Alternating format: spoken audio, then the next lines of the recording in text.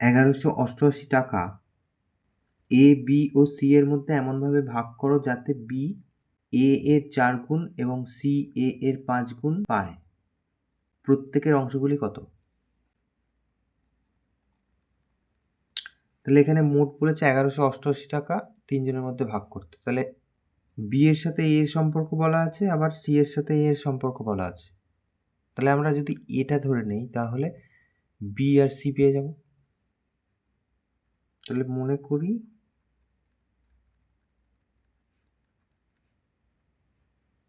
এ পাবে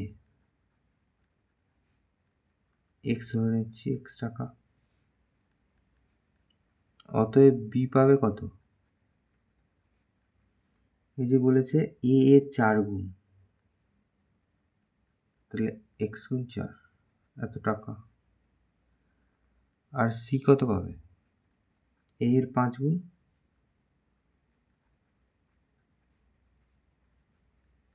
তাহলে এত 5x টাকা।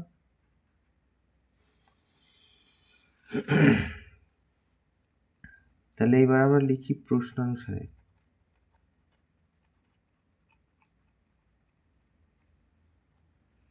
তিনটে যোগ করব, এক্স, এ, এটা বি আর এটা সি, সমান সমান বলেছিল 1188।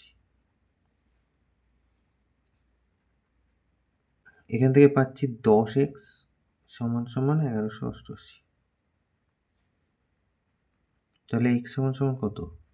1188কে আমরা 10 দিয়ে ভাগ করব।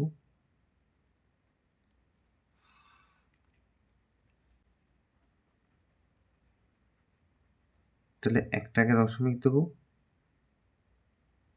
এটা হচ্ছে এক্স এর মান, অর্থাৎ এক্স হচ্ছে ইয়ে ধরেছিলাম, তাহলে এই পাবে হচ্ছে এত টাকা।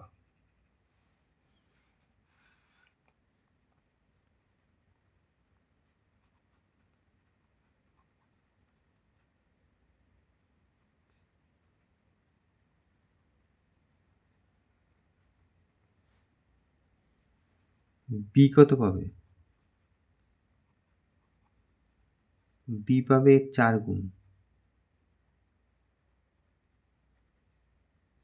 4 8 32 হাতে 3, 4 8 32, 33 34 35 হাতে 3, 4 1 4 5 4 7, 4 1 4, তাহলে এত টাকা।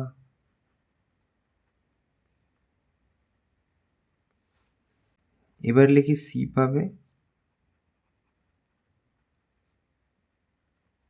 এতর সাথে আমরা 5 গুণ করবো, 5 8 40 হাতে 4, 5 8 40 44 হাতে 4, 5 11 55 4 59, এক টাকা দশমিক, তাহলে এত টাকা। তাহলে এই তিনটে উত্তর।